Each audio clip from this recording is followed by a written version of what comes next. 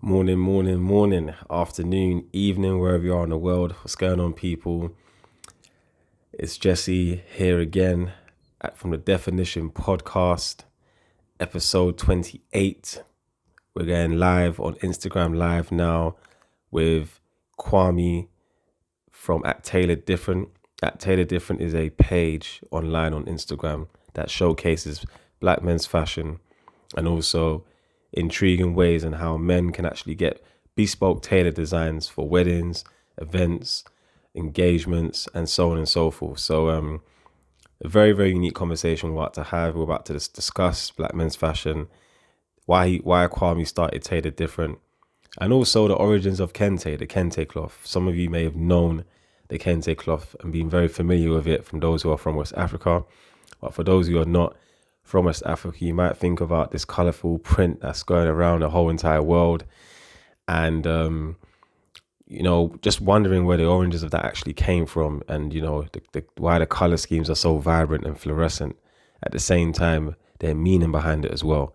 So we're going to discuss this with Kwame.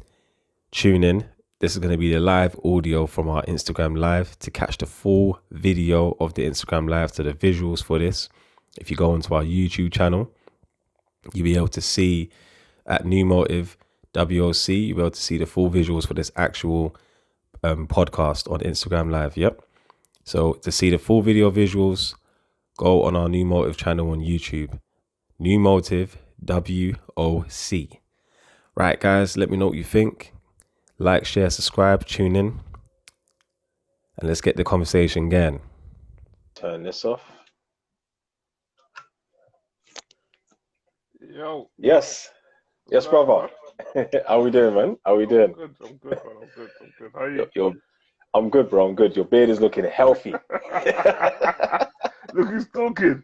Yeah, man, things tell your afro, bro. Yeah, I know. Trust, I'm growing it out, man. I'm growing it out. Growing it out. Before that, Yeah, you I'm have to growing get it out. dreads or something, fam. Probably, yeah. I might have to get locks or K-rolls, man. How you doing, though? You know what was there before COVID image. Mate, you were growing it before, but this right now it's like, where? It's on another level. Yeah, I know. Trust, man. But yeah, man, I'm good, man. I'm good, bro. I'm good. I'm just, man, just trying to keep up with all the work, all the, clients, designs, commissions, all that other stuff as well. Mm-hmm. And yeah, bro, just conversations as well, keeping a conversation as this one we're about to have as well, man, today. Right, I was going to say to you, how do I share images on there the live? there should be an image thing at the bottom of your screen, like a box, and it comes from your camera roll. No, there isn't, There's only just a smiley face thing. There should be a smiley face thing, and then there's like There's there like the should be a two arrows. box. I don't know, bro. Maybe, I don't know about your one. I'm not sure what phone you're using. Look at this guy. What is this? I'm using the oh right, hold on, I've put on something. Must be on ecstasy. This is what happens when you play around with Instagram and you don't know what's going on. But yeah, hold on. Let me come off this. But yeah, cool. There's no filters going on. But yeah, no, I don't know. I had some, there were some pieces I wanted to share with you. Okay. I might just send it to your phone. Yeah, because there were some pieces I wanted to talk I about. can't send it because you're the host, innit? I can't share I'm it. the host. I can't send them. That's cool. I'll put it in the edited video anyway later on. Right, but yeah, man. But yeah, so there's a few questions I wanted to talk to you about, but you know what? Mainly, I feel like the best thing to start off with is obviously, I know you run a page called Taylor Different, and I'm not really someone that's really. I don't know nothing about men's fashion. I don't really know nothing about. I kind of know what the trends are. So, a lot of people just follow the trends. So, it could be, there's the whole slim jeans or tapered fit jeans now with, slim fit shirts and whatnot. But when I looked at your page, I was really, really amazed to see the exposure of all these different men's like fashion wear, especially the African garments as well. The kaftans, the shirts, you know, the Kente cloths as well. Literally, like the whole entire, it kind of made me a bit more proud of my culture. So I was wanting to say, you know, like, how did you, what made you start Taylor Different? You know, what was your motive behind it? No pun Alright, intended. that's fine. So basically, Yeah. how Mm, it started was is that I, like yourself, I knew what the trends were, but I didn't mm, know, like, for example, growing up, you'd get like an African piece, you get some sort of African wear from your parents would get it done for you. mm, And, you get like what I'd probably look at now as like a kaftan, but back then I didn't know what it was. I just, oh yeah, it's African wear, and you put it, it's its own separate box. And you just, mm, you continue, and then like you grow up a bit more, and maybe you hear like, oh yeah, there's nothing like a tailored suit. And then you look at the mm. prices online, yeah. Yeah, yeah, yeah, yeah. You look Trust. at the prices online, you're like, yeah, this is a bit different. Like, I don't know if I can afford this just yet. And Mm, then, so what happened with Taylor Different was, is that first things first, my boy was getting married. So he wanted us to get like an embroidered kaftan made. mm. And it was too late to the point in which like I could have got somebody from Africa to do it and they sent it over to us. Yeah, yeah, It yeah, was yeah. too late. So it was a bit Mm, like, so I was like, I had the idea. All right, cool. This is probably not something that only I'm dealing with because I know, like for example, if my mum was going to Ghana, she mm, could get something made for me and then bring it over with her when she's coming. And problem usually is the neck is too small or something don't fit right. But I knew if that's happening, like, that's something that could be done. So mm, I just left that there. I didn't get it made in the end. I couldn't find nobody to make it. So I was leaving it. I was thinking, I'll put in the group chats, a couple group chats I'm in. What do you man think about doing this? They're like, yeah, you should do it. You should do it. I kind of procrastinated with it for a bit. Then, then something come back to me. I said, you know what? I put it into another group chat. I was like, what do you man think about this? They're like, yeah, you should do it. And mm. then they got on to me about doing it as well. And I was like, they were like, no, you need to do this, innit? I was like, all Yeah, right, yeah. cool, you're not, yeah, I'm gonna do it. Mm, So started Taylor Different, and the whole thing was just to give exposure and give like a platform to the different black tailors, the different black designers that are out there. So mm, it's just about showing forth like who is out here, who's in London. If you needed a piece made in London, that you could get made. mm, Who's like in who could you find in Nigeria? Who could you find in Lagos? Who could you find in the US? Who could you find in Canada? And that's what basically started it. It was just like that. I was just like, all right, cool. This is the people that are out here, and mm. it's kind of going from there. And now we're doing conversations with them, having lives with them, and you kind of just get exposed to a whole new world that you didn't really know was out there. And that's Yeah, basically, I'm sorry to cut you. I've seen some of the lives. You want to get into that in a second as well, but yeah, it's funny you're saying that because again, like I said, I do nothing about men's fashion, and I was gonna say thank you for all this exposure because, bro, I mean, I know what I can wear to a wedding now. I know what I can wear to a dinner party. I know to an award ceremony. What's there? Like, I've got so much list of stuff now because I'll be seeing it. I'll be looking at obviously the designer, following them on Instagram, copying the design that I like and just seeing, all right, cool. Some of them have got some heavy price tags, but I think it's worth it because a while back, not to slightly digress, but it's still on the whole men's fashion. See, I'm not a name brand person. Don't get me wrong. I will wear the common name brand like the Nike or Adidas or whatever, but you wouldn't ever see me heavily dripped in like Louis Vuitton or Gucci drippy, or drippy. no dripping. No. I don't do that because for me personally, I always look at. I'm a person of deep thought. That's just me naturally. So every time I look at things that I'm buying, I could never really understand why a lot of guys will buy that stuff, a lot of girls as well. And then when you start to look at the designers of those products, a lot of them don't really care for like, especially like, black people, or they don't really care for, the actual people that are buying their stuff. I mean, yeah, there's a whole lot that goes into, the Louis Vuitton bags, the Gucci belts and, their clothing and whatnot, even with branding, as you can see, just from my own eye and perspective. But there wasn't really a story that was relatable, I would say. Do you see where I'm coming from? So Yeah. I just said, you know what? Why would I spend, £150 on a Louis Vuitton belt?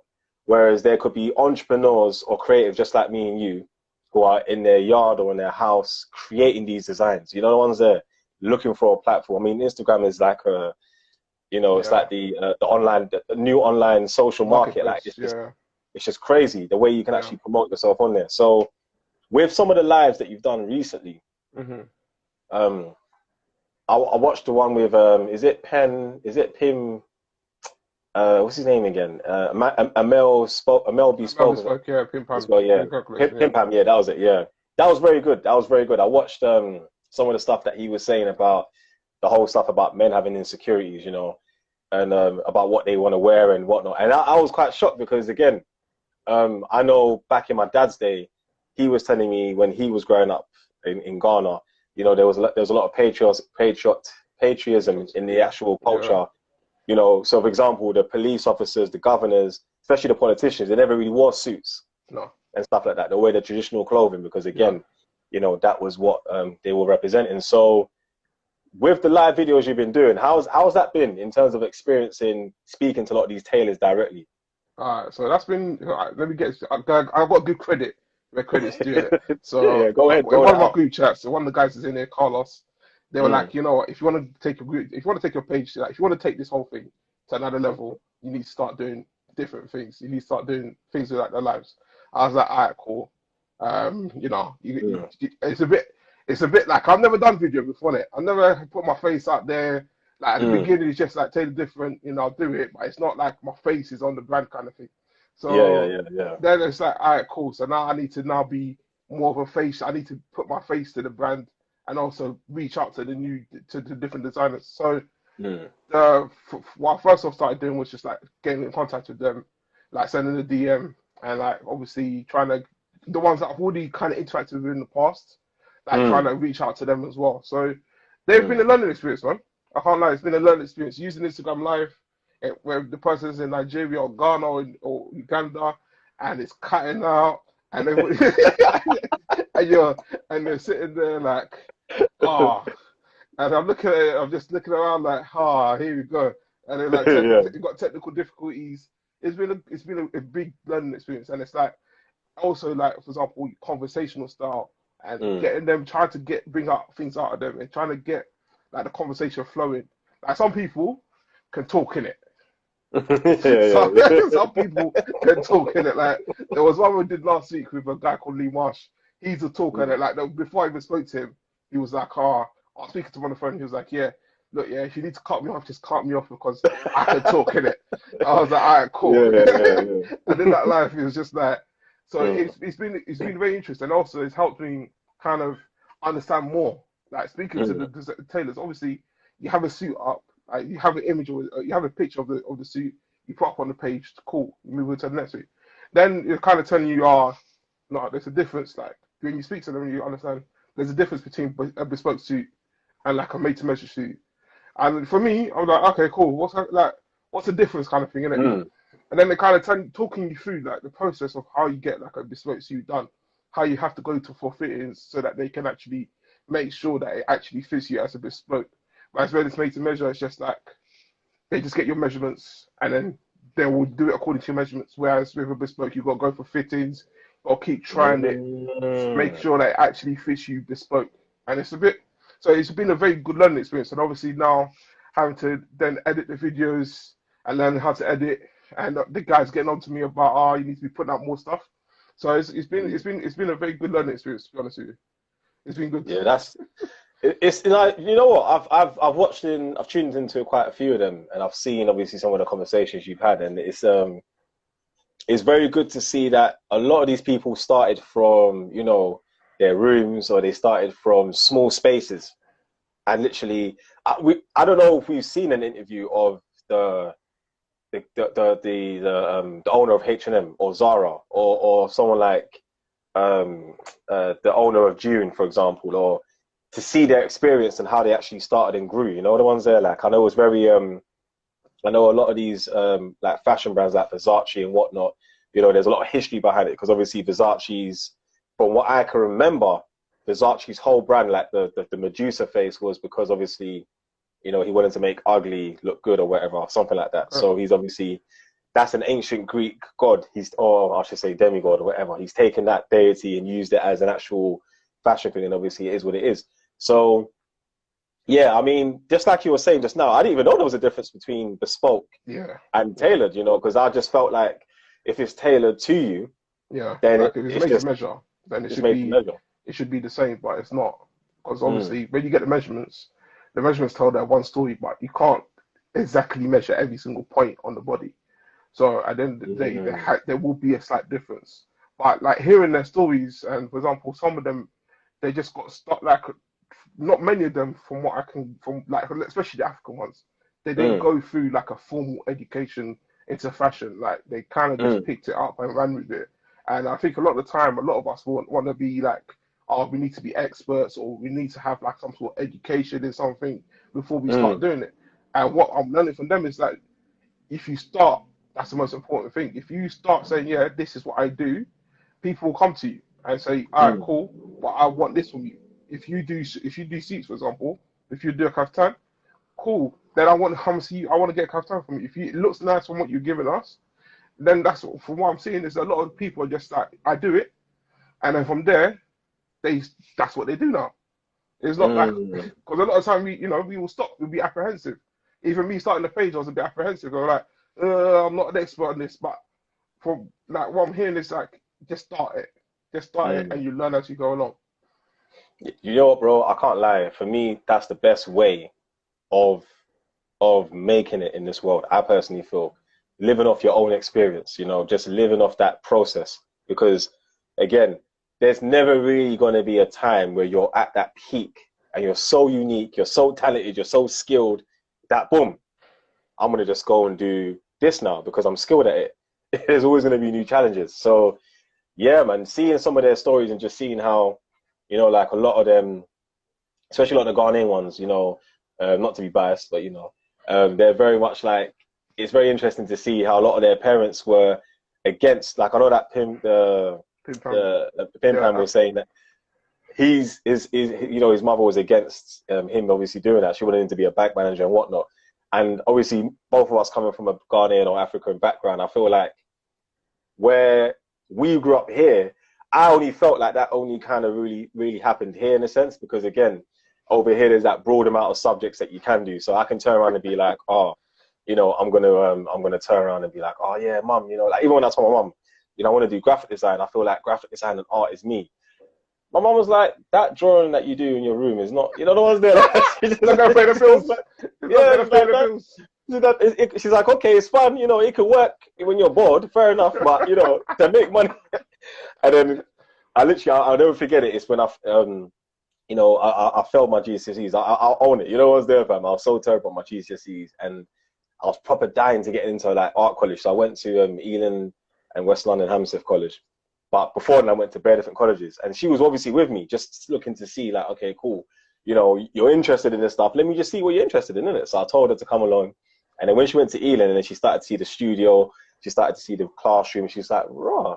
I didn't realize that they actually went so deep into that. So to see the same experience mirror with obviously a mill from Pim Pam in Ghana, to see where it's going now, and I like a lot of these pieces. A lot of these pieces I've seen. It's very simple. It's Yeah, casual wear that I can wear during. Do you see where I'm coming from? yeah. Because there's some stuff that There's some stuff that's a bit more elaborate, and that's a bit more elaborate. Yeah, it's a bit more elaborate, and it's a bit more special occasion wear. because yeah, I proper like because he had a piece that you put up when you was in your live, and there was like a little stitching just in Yeah, the middle. So, and he was saying how obviously those are like the notables. Obviously, if you had a conversation with someone and you just walk off, that it wasn't a good conversation.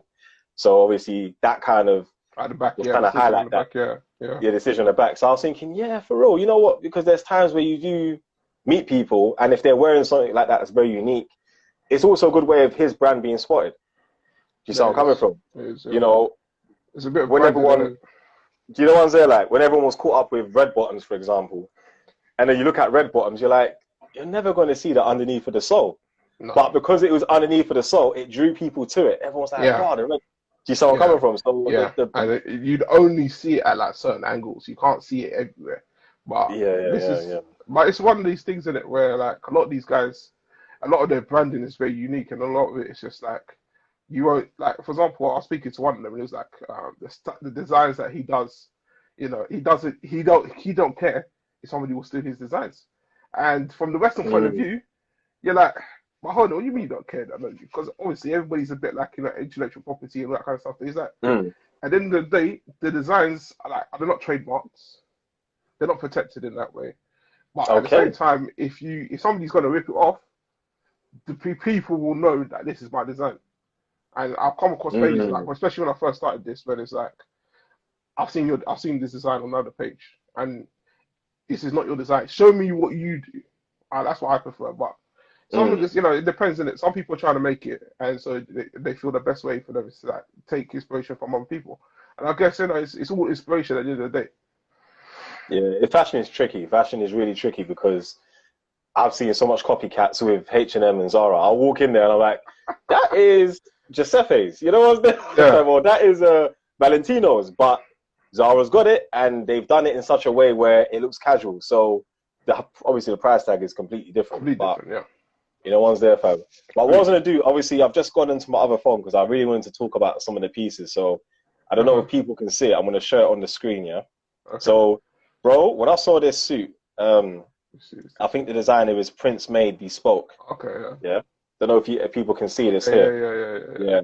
I will try and edit this and put this within the edited video on YouTube so people can obviously view it again.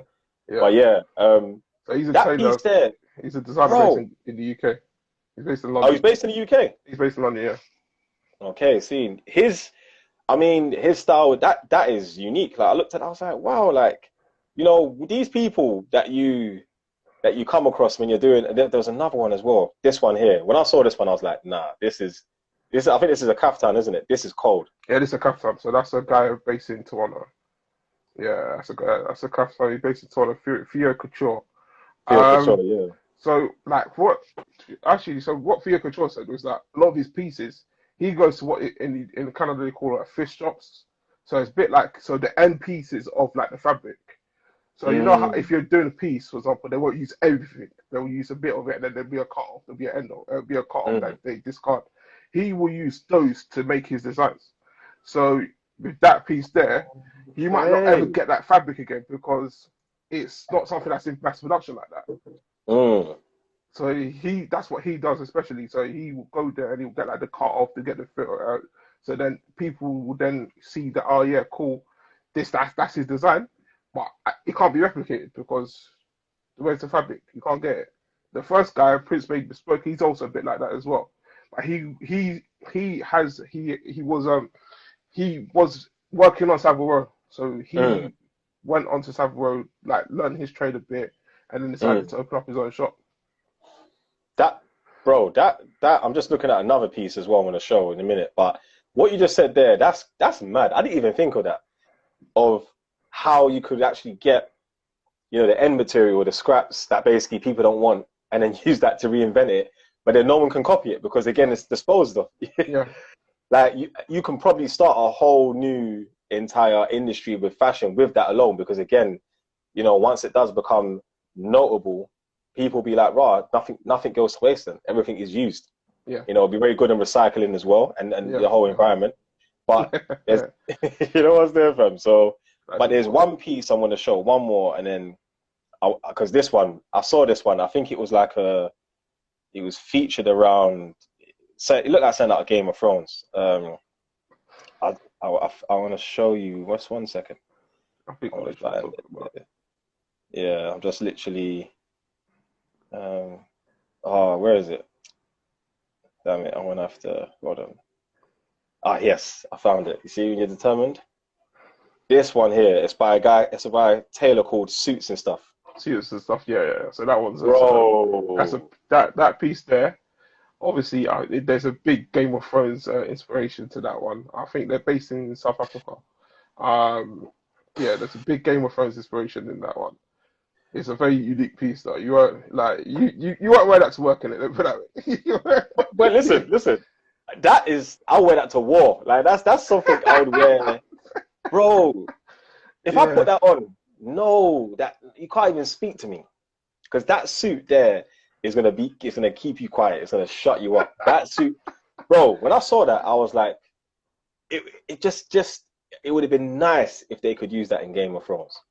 That Yeah. would have been. Can you imagine that would have been? Because it looks very much like It's very, you can something see it Demi Wright works in that story. kind of setting. It works in that 100%, kind of setting, yeah. For example, yeah, for 100%. sure. And you know what? Just piggybacking off, because we're going to go into like the origins of Kente again, because again, that's a common print that's used amongst a lot of fashion designs and whatnot. And Mm. going off obviously history and folklore and stuff like that. Listen to a lot of the feedback you said from doing live videos with these actual tailors. It was very funny to look at the origins of Kente, because before, again, as you know already, like, you know, coming from Ghana, to find out information about Ghana, sometimes you won't always directly get it from your parents. You know what I'm saying? Bro, it's annoying, because it's like you would hear it from an outside source and you'd be like, raw. Like a lot of Caribbeans were coming to me that are into African culture, and they'd be like, raw, do you know the origins of Kente and this and that? And I'd be like, yes, Kente is Kente. But no. Every single Kente is different. How's its own story? And I remember it was based upon, if I can remember, you probably may know a bit more, but the two twin brothers that were in the Yes. forest, So and they you were see, trying to press. there's a lot of different stories in it. So before this, in it, because when you told me about the subject, I was like, cool, maybe go do a little bit of reading. So Yeah. you got the folklore, as they call Hmm. it, where the two brothers went into the forest and they saw the spider weaving the web, and then they went back and they basically used that to now weave this new design, this new piece of Mm. fabric. And then you've got where they say that fabric weaving has been something that's been common to West Africa from before BC. So I don't Mm. know that. Obviously, we weren't there. We're just working off the products that they've given us. But Yeah. and then you've got, like, for example, you've got the Airways as well saying that they also made Kente before as well, so you don't know it. So it's a bit like the true origins. All I know is that it's made in a place called Bomri in the Ashanti region. Mm. I haven't gone there though. To be honest with you, I've been slacking because I probably go past it a lot because it's like between Mampo and Kumasi. Oh, So, and okay. I'm always in between Mampo and Kumasi whenever I'm in Ghana. So I should have gone there, but I've been Mm. slacking. I've been slacking. I can't lie. Yeah, I mean, boy, I've been slacking. I've even been to Kumasi. That's so don't even get me started on that. You know what I'm saying? Like, but again, looking at the story, it was very fascinating to see the perspective from one of the folklores where it talks about the brothers using a spider, the spider's web. And basically, I know the spider's web itself is actually a Dinka symbol for creativity. Yeah. So to see that every single Kente is done and weaved to either mimic either a personality of like a king or queen or a leader, or to give an expression of art and whatnot. And now seeing Kente the way it is, like, I don't know, it's just crazy how it's just exploded all of a sudden, I mean, so I know, for example, in the Mm, US, they use it, like African Americans use it a lot during the graduation. They'll have like a strip and they have it around the necks. So it's a lot. mm. So there has like a lot of history there, especially like the fraternities and the paternities. They use a lot of it there. Yeah, I've seen Um, some of them wearing their graduation, yeah, like yeah. over their shoulder and their. Mm, But then mm, here, for example, like I'm not sure what it kicked it off. To be honest with you, I know, like, everybody knows there's like this one Kente print that everybody has seen. Like there's the bait one. But then, so for me, that's all I thought was Kente in it. I just thought it's that, and then I was just like, yeah. because it's just like this is Mm, that, was it the gold with the hold on, let me see if I can put it up here. It's mm. the gold with the green, the blue, and like I the know you're talking about, triangles, yeah, and then you the got it triangles, starting in yeah. between, and Mm, that's what I thought it was. And then, like, speaking to my mum about it, she was like, "No, Kente is like the weaving of the actual cloth, so it can be any color. But obviously, different colors have their own meanings. We can get into that a bit later. But mm, like the process of it is what, and in Tree is called Newmotivewoc, which means woven cloth. So it's something that it has a very wide history to it, because even, for example, I heard, like, I don't remember where I heard this, but I heard that as Ashanti people, that it's a nation, so they had different parts that would do certain things. So mm, using using certain people to make the cloth, and then making sure that the king would then wear it, it kind of brings everybody into the fold, so that you know that what you do is also appreciated by the chief, and by the king, Okay. so that you can feel like you're part of the nation, because it wasn't just like it was its own nation before colonization. Yeah, that's true. Yeah, it's 100% true. The Ashanti Kingdom. You know, we've got proof of that, so we've got receipts, just in case anyone. No, but it's true because I've seen the process. Yeah, Be like you're actually. I'm like, when I saw that, I'm like this is you got one guy, you know, he's got his left foot tapping on the machine, and another person's putting these poles. You know, I will try and get obviously some of this footage again, like I said in the editing part, but literally, you've got the poles going through, and you know, some of them are even singing. yeah, and there's supposed to be like there's a sound that's been made when they're weaving it, and that's its own kind of music in itself. But yeah. Okay, Yeah, sing, because this sing. is like the process of it, like it's not something that I think can be mechanized. It's not something that is easily to reproduce. Like you see now, though, obviously you've Mm. got the Dutch white prints, which are basically the same kind of colors, but they are not the woven cloth. It's just like a normal piece of cotton, Yeah, but they'll yeah, have yeah. the print of the Kente on it. But yeah, Mm. Okay, see, yeah, because even with that, I mean, how was that? Was that a thing that again, because the fashion world is quite close knit, so people who copy designs, was that something created by Africans or Ghanaians in terms of the print for the sake of distribution? Because I know with the actual kente cloth itself, I mean, you can get it, but it does cost a bit, and obviously it can take a while to make if you've got like a huge demand. For yeah. example, if So H&M was doing kente, you know what nah, I'm saying? most likely, then it will just be God the forbid. print. It will just be the Mm, print. But the thing about like, obviously, because it's woven, it's a mm, very time intensive procedure. And then you yeah. have like, I think it's like, I think falls. I can't remember exactly how wide each piece is, but they each are individually made. When you see the kente, it's a combination of different pieces basically, because each one Mm. has to be woven, and then they combine it at the end. So this is like it can take three, four Okay. days to make a whole piece. Like if you're wearing it like a entoma, it's a long time. So Mm, it's not something like, so the cost of it obviously is going to show forth that, and also each one varies in difficulty. So you've mm. got some pieces which are, if you've got like, for example, if it's just one color, it's going to be a bit easier than if you're combining different colors and then different designs. So that will mean that the cost of it is going to be high. But obviously, it's not something that you wash either. So when you wear it, they will dry it out and then they'll fold it up and then put it away. It's only for special occasions. So Okay, I see. it's even like when I was in Ghana, I wore one last year, and it was like if you wear it, you put it away. Like it's something that stays. You don't wash it, so the color won't fade or anything like that. But then if you want like that same look, then you have like they'll make it in the Dutch wax. Now Dutch wax in itself, as the name implies, is you have the Dutch that had a very big influence on that, but the Mm, actual print itself came over from Indonesia. The Dutch then through colonization tried to um they wanted to basically reproduce it and send it back to the Indonesians, but then the Indonesians looked at it and said, "No, this is like it's an imitation. It's a fake imitation, and mm. it's not good enough for our standards. So therefore, it got Hold dumped tight off in Indonesia. Africa. Yeah. It got dumped off in Africa, and it was Yeah, cheap. yeah. Because obviously, when you're doing fire sale, you Mm, basically produced hella materials. The people you wanted to give it to don't want it anymore. So now you're doing it mm. cheap. So that's where the Dutch rights got introduced into Africa, and Okay, I see. now it's got to the point where so it gets the designs for them normally will get made in Holland. You Mm, have some of them being made in Ghana, in Nigeria, in Togo, Benin. But the designs that the production of it might happen in Ghana. So, and we've in Africa, the market women are very important.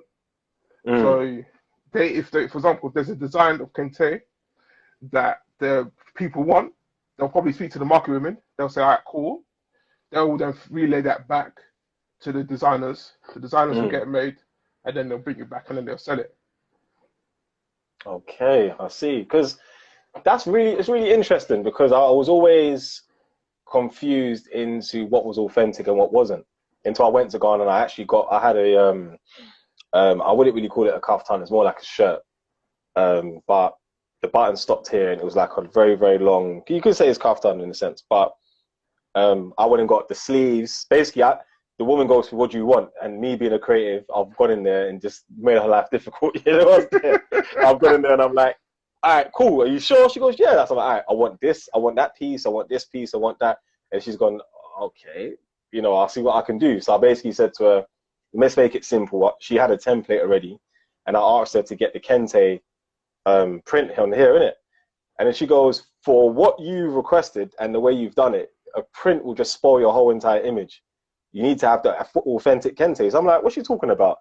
And then I swear to you, this is exactly how she did it. She said certain tree, she looked around, and then everyone was like, he doesn't know what original Kente is. Are you sure he's Ghanaian? And I was like, yeah, like, what are you not talking about? And then she opened the bag, and she was like, let me show you this. Like, the way it was like, she showed it to me like it was some precious. I was like, wow. Well, it's something that's considered sacred, isn't it? So no, it is. This is the thing. I definitely put more respect on Kente after that whole entire.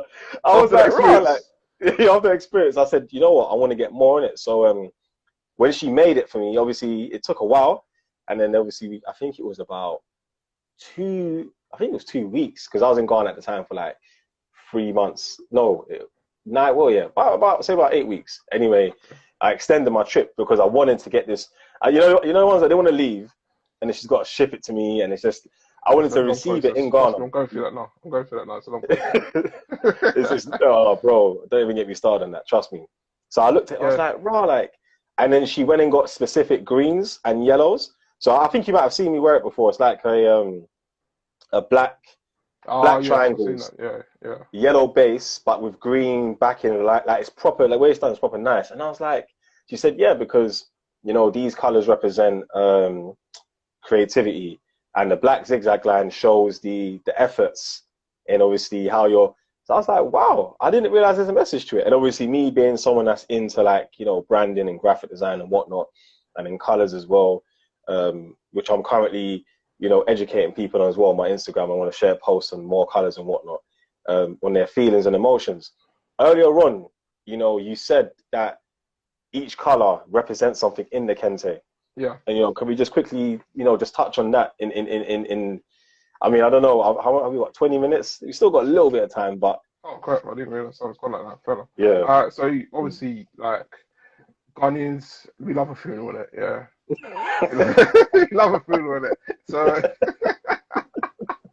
So normally you will see like even on the invitation, let's say the color code is what it could be all black, or could be black and red, or could be red and white. The red is normally for like sacrifice, it's for blood. The black is also it also give me a second, I've got it up here right now. So the black also is spirits of the ancestors. It's also like for actual funerals as well. So you'll see people wear black, especially for Ghanaians. We'll see a lot of black or black and white. But the white itself is like purification. And then you'll see, like, for example, you'll have like the gold. So the gold is represents wealth. As you know, like the Shanti people always got a lot of gold. If you look at that Shanti, he's always got a lot of gold around it. So the gold is like wealth. It's like standing. It's like the riches of of what you have. Then you've got the green, which represents the earth. Hold on, sure. So the colors. Each color has its own kind of representation. It's just, so you've got the blue, which is like peace and harmony.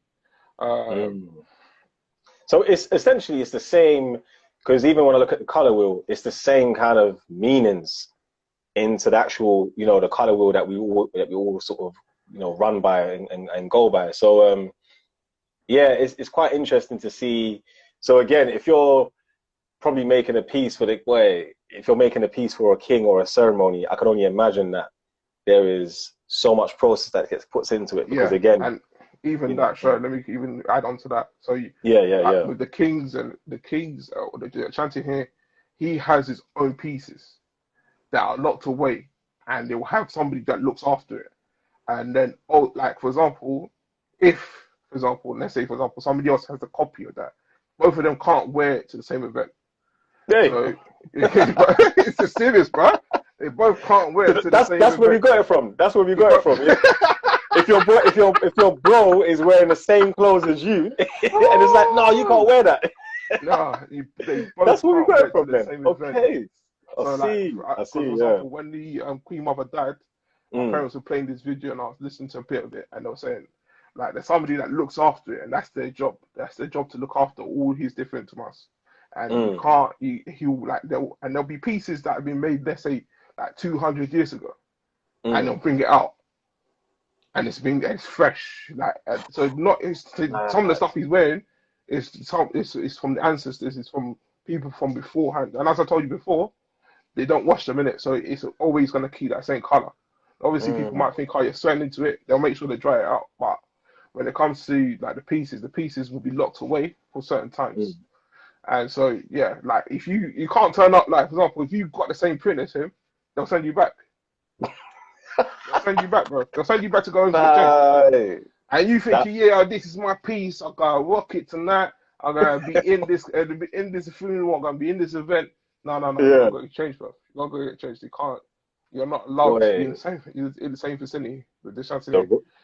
the Whatever you royal say. path, the royal path of it. That is, I mean, personally, that's bro. That's, you know what, that information there is mad because um, looking at how much, you know, I respect it even more now because I see the value in it even more with the actual design process. You know, because I'm all about value, design, you know, and creativity. So to hear that it's been worn by the ancestors or people that have passed away now, and they haven't, obviously you can dry clean it and keep it. How is it kept? Is it just kept inside like a Mate, confined space? Or? obviously you got like me. I'm not involved in that. I'm not there. Carlos is he's in here. Carlos can speak Oh, more about that kind of in the stuff. comments. He's got Okay. more about the royal kind of the Mm, royal standards. But I know okay. it's kept separate and it's not something that you can easily just go and access. It's not in no museum like that. Mm. It's in its own space. So you only the right people, only the ordained people can go there and go and get it out. So essentially, it's spiritual. It's really spiritual. Then it's really, really spiritual. And you know, I've always wondered, where do I get my deep thought and my deep? It makes sense now. It makes sense. You know, I get it from God. I get it from my hometown, my people. Because again, you know, everything we do There's a meaning it's behind it. there's a meaning behind it. Yeah, and there's also a combined effort as well. But yeah, man, it's crazy. You know what, bro? Like talking about Kente, talking about just the origins of that, and just even seeing black men's fashion today. You know, where do you see? I know COVID obviously has impacted everyone, and you know, Africa as well has done pretty well in terms of containing the spread. But I know in terms of business and management and infrastructure and economy is quite hard. Where do you see the men's fashion going now? Because again, you know, I was just, not to digress slightly, but I was talking to some friends at the other day on a Zoom call, and we were talking about how it's crazy. All these guys that have bought all this expensive, you know, jewelry and clothes, Drippy. all Don't this, worry. all this, you know what I was there, like these 700-pound bags, and it's useless now. Well, it's not useless, but it's not got a function at the moment. Well, yeah. In other words, yeah, it hasn't got a function at the moment, but in a sense, it's like it's sitting at home and it's not being used. So in my head, I was thinking, you know what, for real, that's actually peak. So again, how are you now going to look at the fashion industry, and how is it going to change? Is it going to be a thing with the big brands may suffer quite a big loss and whatnot, and the smaller brands may rise up, or do you feel like there's going to be? I would assume and hope there's more implementation in terms of how they can do the catwalks and how they can do the you know, the So, like displaying for of it. example, with the Mm, catwalks, I saw that was one woman. I think she's Ethiopian or she's like East African, and mm, she done a catwalk where she digitized her pieces and had them walk on the catwalk and like did it on IG Live. So there's a lot of things people can do to be creative and like mm, to show forth what designs they got. So that was like Congolese, yeah. So she did that, and I was like, that's very different. Like you won't like the pieces are all there. They're all walking up and down. She done it digitally, so there's nobody involved. So wow. for me, that one was like wow, because that's the Mm, first I've seen anything like that. It's all digitally made. It's all every single piece that she's done has now been is shown forth, and that's what the catwalk is for. That's what the fashion shows are for. And so I do think you're gonna see these kind of things impact. Where like before you had like the London Fashion Show, you had like the all right guys, yeah, thank you. You're You saying had she's Congolese, isn't she it? Congolese. All right, cool. I don't correctly understand. She Congolese, but thank you, thank you, thank you. So she like you're gonna see people using technology to make these kind of differences where even though you might not be able to do the London fashion shows or the Paris fashion shows in New York, you can show forth um your designs and show forth how creative you are digitally. And that's something that probably will, because a lot of people don't see the benefits of doing a fashion show.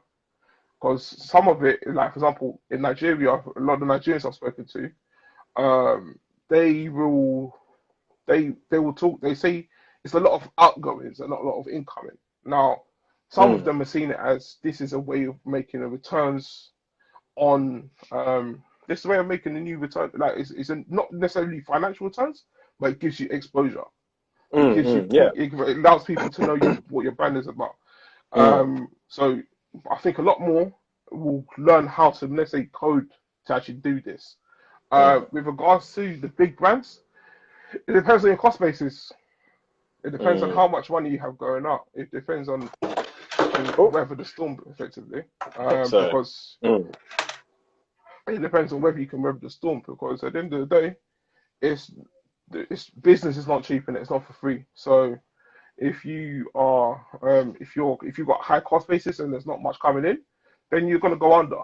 Like this not fashion is not one of those essential industries like that where the government's going to give you a bailout or anything of that sort. A lot of the guys that I see that make suits, they might suffer because at the end of the day, there's no function for you to wear the suit. You have it depends on who you have that's going to come in to buy your suit though, because if you've got clients, for example, who are wealthy or who have diversified assets, then they will still be able to purchase because at the end of the day, they might not be as affected as the layperson.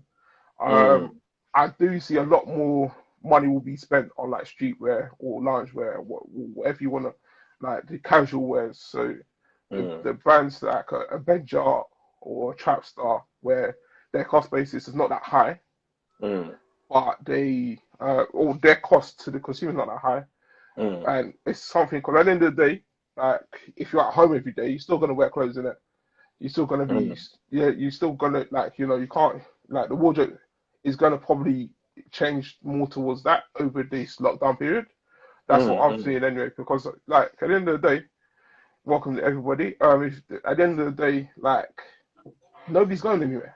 There's no weddings. Yeah. There's no funerals. There's no christenings. There's no like, you're not even going to church. Yeah, it's true. It's true. A lot of people are not even going to church. Like they're not going to like the places where you mass congregate, where you would now want to wear something like special. Like a lot of people are going to the local supermarkets and coming home. And until like the lockdown lifts, then things might change. But I do think that at this moment in time, it's going to be a lot more casual wear. So do you think like when they start lifting the doors on some of these events and they start saying, okay, I don't know how they're going to do it, but okay, we can now have a gathering of no more than 100 people, whatever.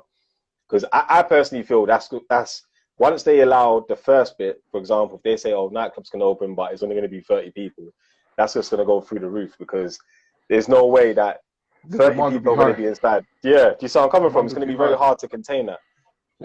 With people queuing outside, waiting to get, they're just going to get inside and then they're basically infecting each other outside before you even get inside. Literally, and I don't know. Do you feel like there's going to be a big rush to go, and dress up? I think once things lift like properly, yes, people are going to be rushing out there, and the people that do well are the brands that establish a customer base right now, like people that are active online. Because a lot of look what you're doing. Most people are on their phones, isn't it? Like That's they're true. not going That's true. anywhere, so they're on their phones. Instagram is one of the most used apps. So people are going to be looking for inspiration. And so Mm. people who are active during this time are definitely going to see returns if they're still around. When the lockdown lifts or when everything kind of goes back to whatever the new normal looks like, because Mm. this is what people will always remember what's fresh in it. So It's true. definitely those people that are able to help establish their brands now, when this thing lifts, then they will have a lot of people coming to them. No, that's true, man. Boy, you know what? It's true, bro. Because I just looking at it now, and I mean, even our conversation has been very good because again, I've learned a lot about the origins of Kente. I've learned a lot about just fashion designers in general and their train of thought. But just seeing it now, even with some of the big brands like Primark, for example, I know they had an article about a month ago saying how they've lost like I think it was 250 million in sales Yeah, monthly because because they you see this is the thing. A lot of businesses have not embraced e-commerce. Primark was you couldn't purchase something on Primark.com. I You was could shocked. I you thought there could, was a but then Primark website. there's a website, but you can't purchase anything from there. There's no deliveries. There's no delivery function. There's no purchase function. So if all your stores are closed, then there's nothing. And this is the problem. Like at the end of the day, this time is going to accelerate all the online. If you're going to purchase anything online, if you're going to buy something online, if you're going to a lot of these services. For example, if you want to get a piece like a kaftan done, and you want to get it from somebody in the Ghana, you can't travel there. Mm, mm, You can't travel there. And if he has no process of being able to actually fulfill your order whilst you're here, then he's lost money. mm. So they're gonna So have to be really heavy with visuals online, visuals showing online and people. also Yeah. being able to transform what is online to make a piece so that somebody can actually feel that it fits well for them. Because if they can't get your measurements because you can't go there and do the measurements, they need to find another way to do it. There has to be another way to work around it now. There's some technology that's coming up where like you can step into a booth and literally do your 3D scan, Yeah, and yeah. then they'll give them the measurements like that. But it depends what kind of tailor you are if you want to embrace that. But it definitely at this moment in time, it's going to be how can you adapt to the changes that are coming because people Mm, can't go into stores. You can't like and when we what the new normal looks like, nobody knows. We don't know. Like that's true. before nine That's 11, true.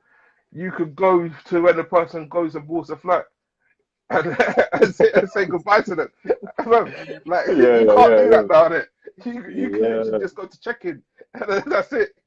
Yeah. For real, yeah. You know what? I didn't even think of that. I didn't even think of that. You know, it's crazy how you live through a time period where a lot has changed, and you don't even realize because even now it's like where I'm doing my podcast, I'm just thinking, yeah, everyone just do a live, just a Zoom call or live because a lot of people are not even the other ones there. A lot of people are not even getting to the studio anymore. I mean, I would never ever shun away the being in person because in person is Yeah, the hundred best way. percent. But right now, especially to Yeah, get how viewers do you and get people around it? listening, How do you get yeah, how around do you it? get around it? You can't really. So I guess with those tailors, I mean, if they're in their room, sort of making it in the corner, and they've got a space. But yeah, again, the measurements, yeah, it's peak. Pre-orders, maybe that may still work for them if they had pre-orders from before, but then Yeah, people but are at home now, so people might it blow up, depends, people isn't might it? shrink. It all depends. Yeah. It depends. 'Cause I know, like for example, in Ghana they've lifted lockdown, but they haven't Mm. lifted the ban on like large gatherings. But like my parents are speaking about it recently. It's just like once that ban lifts, everybody's literally gonna have to bury their dead. So you're gonna have a rush of people to do events. And now it Mm. depends on whether or not you're able to cope with the new capacity. Because at the end of the day, if somebody wants a fresh piece made and he's looking to, and you can you fulfill that order? But it also depends on if you've been able to Yeah. keep your team in place whilst you've gone through this time. It's gonna be very testing. It's gonna be a very It's testing time. interesting. Yeah. It's I gonna be think a for very them, testing time.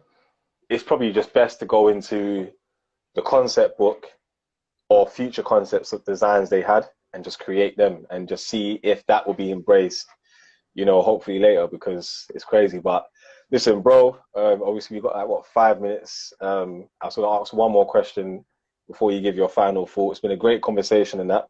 With everything you're showcasing on Tailor Different, all the different types of men's fashion and whatnot, do you ever see yourself having your own tailored different brand, like your own actual My own specific, pieces that I'm making. your own pieces? Yeah, Yeah. I do see that coming. Mm. It's something that I will take a bit of time with though, because it's like once you're launching something like that, especially I have to make it like make sure that it's separate to the brand that's not going on at the moment. Mm. But it's something definitely that will be coming in the future. Obviously, I'm looking at the current time, the current climate to see where's fashion going to, because Mm. as I said earlier, it's like if you're I don't know, it could be the great time to launch a product, or it could be the worst time to launch a product. But it's just something that I'm going to be taking my time with a bit. But for Okay, now, cool. it's just about growing the page, growing the amount of people that are on the page, that's come to see the page. Mm. That's the most important thing for me right now. No, I hear that, bro. I hear that. Listen, man, thank you very, very much for this conversation. I've learned a lot.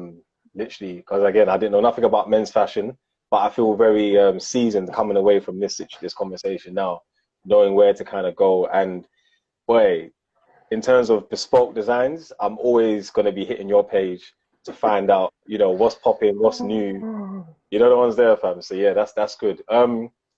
With um, with the conversation we've had, have you got any final thoughts, any messages, anything you want to put out? Just want to say thank you for everybody that joined us today. Anybody that's Mm, going to watch the video in the future.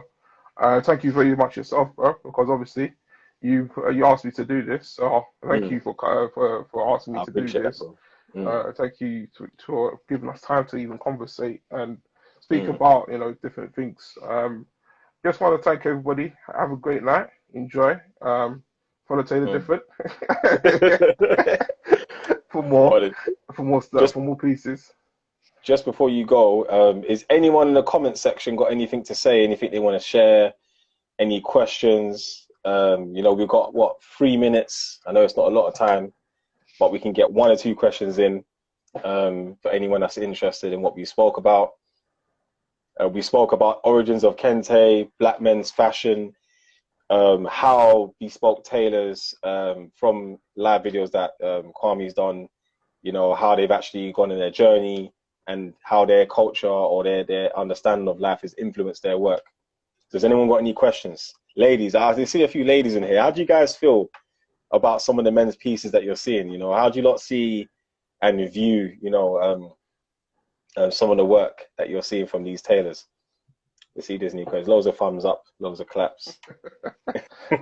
I also I've considered this like for the ladies as well, but that's a as a lot of the tailors say, the women's Yeah. are different, and it's But listen, the ladies are fed. They're fed. They have Mate, got the whole industry is curbed towards the ladies. So yeah, but at the same time, like you hear horror stories, bro.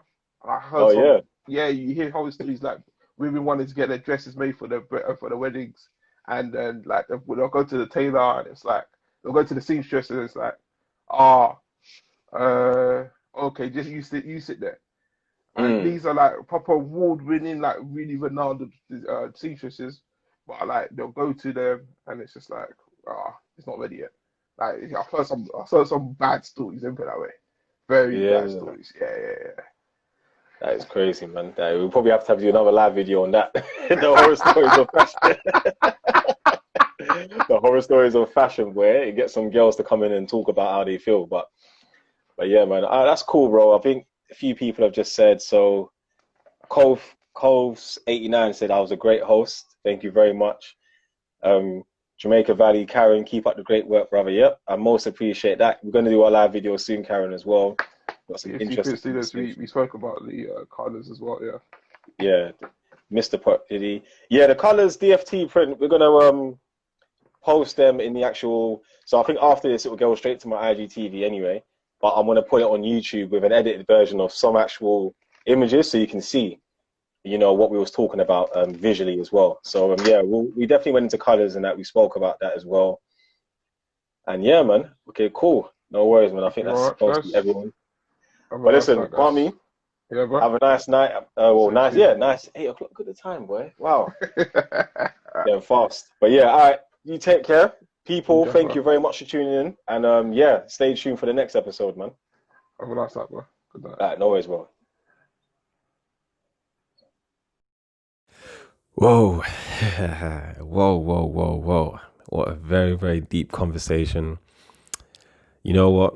It's always really good to have a conversation with creatives. You know, I always try and make sure that my interviews are conversation based, you know, because people feel more relaxed. They feel to let loose, and, you know, you kind of can delve deeper into the mindset or the details of the conversation, that topic at hand. You guys probably heard a lot of history there with the Kente cloth and the actual usage of how it was used with chiefs and, you know, certain prominent figures in Ghana. It is very amazing. I do applaud you guys to actually check out the visuals on our New Motive page. Sorry, our New Motive YouTube channel, New Motive WOC, and you'll be able to see the visuals there for the actual entire Instagram live. But thank you guys once again for tuning in, and to the next episode. Let's keep thinking.